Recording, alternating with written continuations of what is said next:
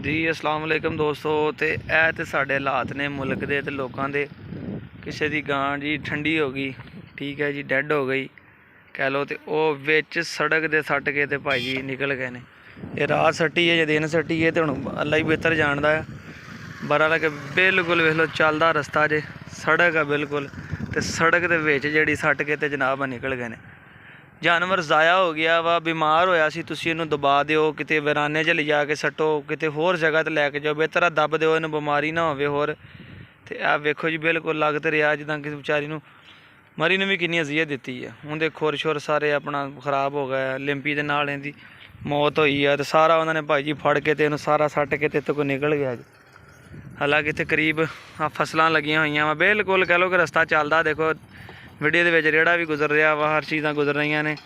सट्टन वाला जी अपनी मुश्किल आसान करके दवा दव तो इन्हूं बेज़ुबान सट्ट के तो इत्थे निकल गया जी।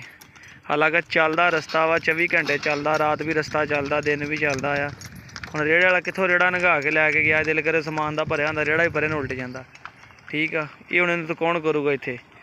साडी इंसानियत ही इंज दी इन्नी क रह गई साडे विच। वेख लो कि बेज़ुबान चलो तुसीं रखिया जिंदर तुहानूं फायदा दिंदा रहा, हुण मर गया तो सट्टना तो किते साइड सट्ट के जाओगे वीराने च। आ सारे अगे भी वो जानवर बने हुए आ, सारे इत्थे सिस्टम जड़ा कर गया कोई अल्लाह जाने कौन तो कौन नहीं हैगा। अगे जाना तुहाडा उन्हां पुछदे आ बंदे ने जड़ा इत्थे कौन सट्ट के गया इत्थे जानवर जड़ा हैगा आ, वो मझां गां वाले ने अगे जाके पुछदे आ। फिर अफसोस वाली गल आ, वेखो चंगी भली गाई है, चलो मर गई है, एक पासे हो गई, जो फायदे दिंदी रही उदों नवांदे धवांदे रहे, हुण बीमार हो गई मर गई है। तो किस तरह उन्होंने राह दे विच सट्ट के गए पक्की सड़क के उत्ते। हद हुंदी यार, कोई इंसानियत हुंदी बंदे च।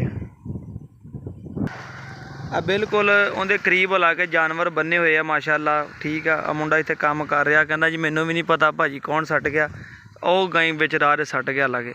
आ ਚੱਲਦਾ बाजार आ, रात सट्ट के गए सी कि दिन सट्ट के गए सी हैं? रात नूं ਵੇਲੋ रात ਦੇ पैर वो आया जी बंदा कोई भी ਜਿਹੜੇ रेहड़ी ते आए किसी शायद भी उन्होंने सट्ट के राह दे विच चले गए आ। ठीक है, तो पता नहीं लगा इत्थे अपने लागे तागे तो कोई नहीं सी हैगा अपने हैं वगदा राह आ। ठीक है, जानवर बन्ने बीमारी फैले, जानवरों भी गांह वज जाए। ठीक है, आ वेखो गट्टी ग्रिड स्टेशन के बैक साइड का रोड आ, जिथे अगले सट्ट के भाई जी अपना अल्लाह अल्लाह तो खैर सलाह निकल गए हैं। और बिल्कुल सड़क के विच आ। तो हुण तुसीं कमेंट करके दसना कि आया तरीकाकार इन्हां लोगों का सही है या गलत है।